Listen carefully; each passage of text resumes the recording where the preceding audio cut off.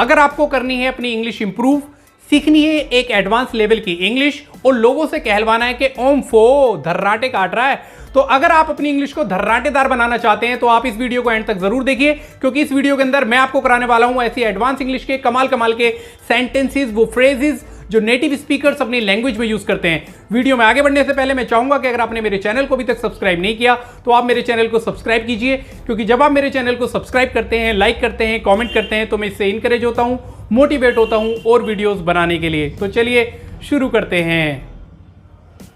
आज का पहला वर्ड है are you getting me.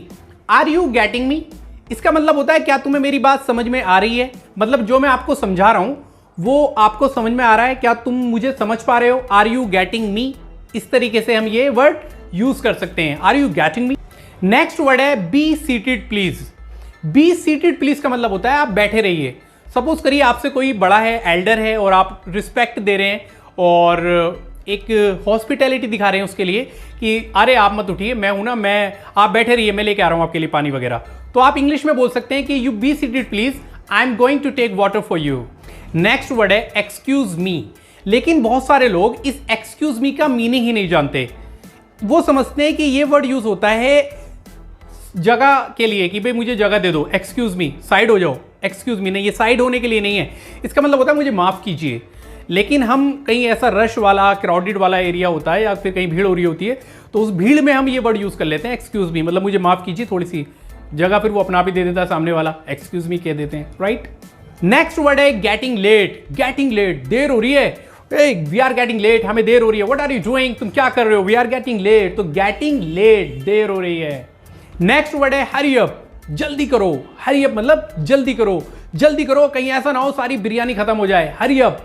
Next word है आई एम सीरियस।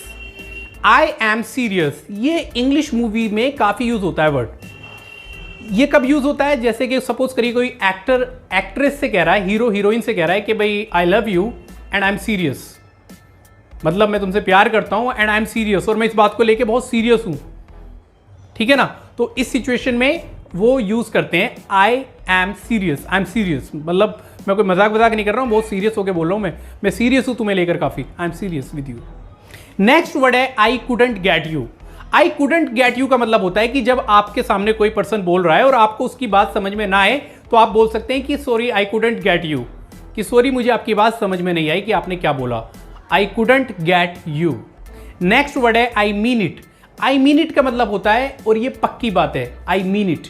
जैसे let's take an example, one day I will become a successful person and I mean it. एक दिन मैं एक कामयाब इंसान बन जाऊंगा और ये पक्की बात है, आई मीन इट।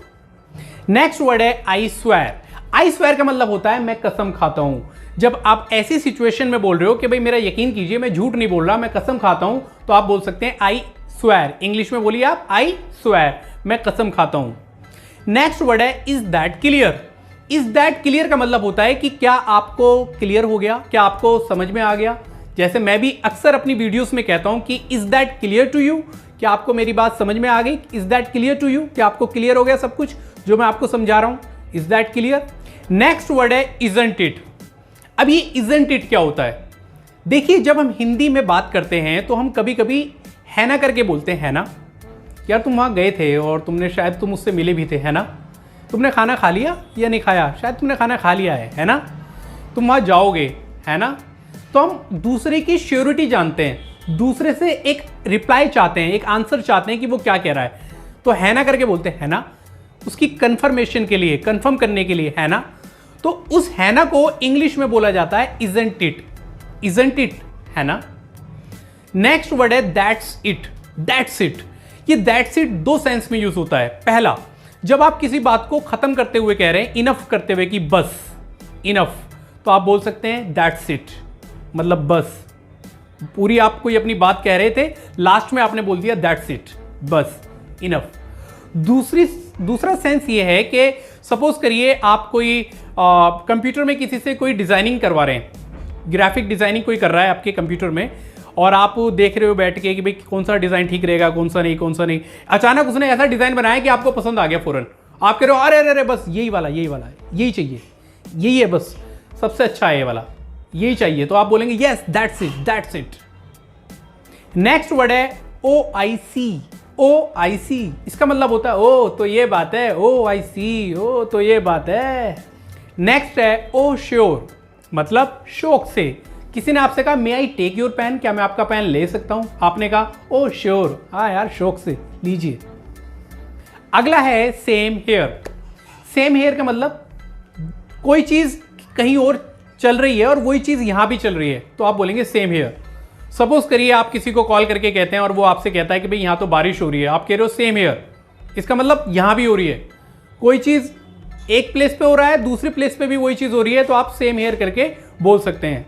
नेक्स्ट है take a seat. Take a seat मतलब आप सीट ले लीजिए, टेक अ सीट मतलब आप बैठ जाइए, टेक अ सीट। अगला है टच वुड। ये टच वुड का क्या मतलब होता है? इसका मतलब होता है नजर ना लगे। टच वुड, भाई नजर ना लगे, वो पढ़ाई में बहुत होशियार है। Touch wood, he is very good at study.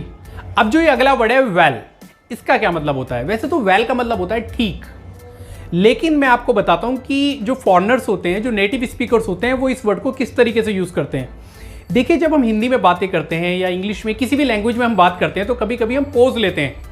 उस पोज में हम ऐसे करके बोलते हैं देखिए मैं वहां जा रहा था और तो बीच में हल्का सा जो हम पोज लेते हैं ना, उसमें आ उ अ करते हैं। तो इस अ उ के लिए, इस पोज के लिए हम बोल सकते हैं वेल। क्या बोल सकते हैं? Well. Well I was going there but he could not meet me. Next word है यू नो। यू नो का मतलब होता है देखो। अब आप कहोगे कि नो का मतलब तो जानना होता है, इसका मतलब होना चाहिए कि तुम जानते हो। ये यू नो जानने के लिए तो होता ही है, लेकिन ये दूसरी सिचुएशन के अंदर भी यूज करते हैं कि जब आपने देखा होगा कि टीवी वगैरह पे डिबेट वगैरह चल रही है, डिबेट में कोई आदमी बोल रहा है भाई देखो मेरे अकॉर्डिंग तो ये इस तरीके से होना चाहिए, अपनी कोई बात कह रहा है, स्टेटमेंट दे रहा है, तो वो बीच में यू नो करके बोलता है, तो यू नो का मतलब है देखो। अगला वर्ड है यू सी। इसका मतलब है ऐसा है, यू सी। ये भी आपने डिबेट वगैरह के टाइम में देखा होगा टीवी पे या कहीं पर कि लोग बोलते हैं काफी अपनी कॉन्वर्सेशन के अंदर कि यू सी। इसका मतलब है यू सी, ऐसा है यू सी, जबकि इसका मतलब है सी मतलब देखना। लेकिन हम क्या बोल रहे हैं, इसका मीनिंग क्या है? सिचुएशन देखें, सेंस समझें आप। ऐसा है you see there are lot of people who are living below the poverty line, ऐसे करके कोई अपनी बात कह रहा है। नेक्स्ट वर्ड है you are getting me wrong. You are getting me wrong का मतलब होता है कि तुम मुझे गलत समझ रहे हो। You are getting me wrong, तुम मुझे गलत समझ रहे हो। नेक्स्ट वर्ड है you butter finger. You butter finger, इसका क्या मतलब होता है? इसका मतलब होता है कि सब फिसलू व्यक्ति, मतलब जिसके हाथों से चीजें छूट जाती हूं। जैसे आपके साथ भी कई बार हुआ होगा, मेरे साथ भी हुआ है कि सपोज करिए गेस्ट आए हुए घर पे और आपकी मम्मी ने कहा कि भाई रायते की जो डिश है वो ले आओ। वो रायते की डिश लेके जा रहे हो और वही हाथ से छूट गई, वो गेस्ट तक तो पहुंची नहीं, वहीं रायता फैल गया सारा। तो हाथ से चीज़ें जो छूट जाती हैं किसी के, अक्सर गलतियां हो जाती हैं, तो अक्सर बच्चों से होती हैं, बड़ों से भी हो जाती हैं कि हाथ से कोई चीज़ फिसल जाती है। मेरे साथ तो भाई बहुत हुआ है। तो ऐसे करके बोलेंगे दूसरे पर्सन को कि भाई यू बटर फिंगर, मतलब तेरे हाथों से चीज़ें संभलती नहीं है। यू बटर फिंगर तो मतलब फिसलू व्यक्ति। मम्मी बहुत बोलती है इस वाले सेंटेंस को, ठीक है ना, तेरे हाथ में जान नहीं है क्या, ऐसे करके बोलते हैं ना हिंदी में, देसी भाषा के अंदर। लेकिन इंग्लिश में अगर कोई फॉरेनर यूज करेगा तो वो बोलेगा यू बटर फिंगर। आज का लास्ट वर्ड है let's make a move. Let's make a move का मतलब होता है कि आओ चलें, आओ चलें। लेट्स मेक अ मूव, आओ चलें। ओम फो। अब तो ये सारे सेंटेंसेस, ये सारे फ्रेजेस जो नेटिव स्पीकर्स यूज करते हैं, अंग्रेज यूज करते हैं, अब तो आप भी सीख गए होंगे। अगर आपको मेरी वीडियो अच्छी लगती है तो इसे लाइक कीजिए, अपने दोस्तों के साथ शेयर कीजिए, और अगर आपने मेरा चैनल अभी तक सब्सक्राइब नहीं किया तो मेरे चैनल को सब्सक्राइब कीजिए, और सब्सक्रिप्शन बटन के बराबर में एक बेल आइकन होगा, उसे प्रेस करना ना भूलें, ताकि आपको मेरी आने वाली वीडियोस की नोटिफिकेशंस बिल्कुल टाइम से मिलती रहे। मिलते हैं अपनी नेक्स्ट वीडियो में, तब तक के लिए बाय बाय, टेक केयर।